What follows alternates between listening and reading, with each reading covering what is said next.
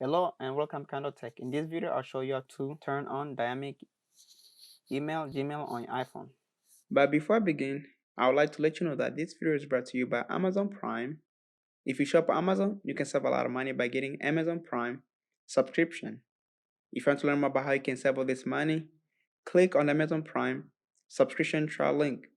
You can find this link in the video description. Now let's get back to the video. Like I said, I'll show you how to turn on dynamic email Gmail on your iPhone. First, we're gonna start by opening up your Gmail app.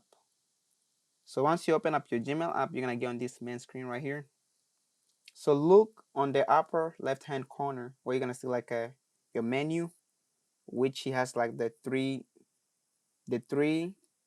line right there. So that's your menu right there. Up here, as you guys can see, I'm tapping on it.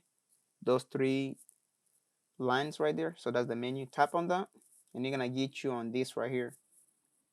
Once it gets you right here, where they're gonna say on top, we're gonna be like Gmail. But you're gonna scroll down a little bit until you get to settings right there.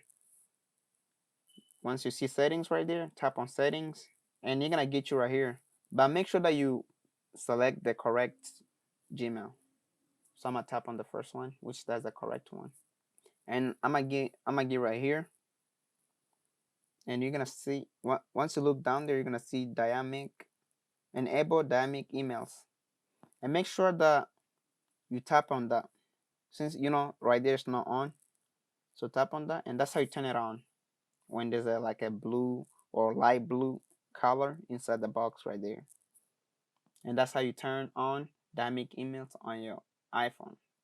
If you have like any other question, leave them in the comment section below.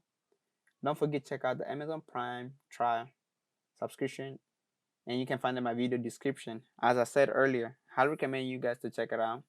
It's a way for you to save some money. And thank you for watching.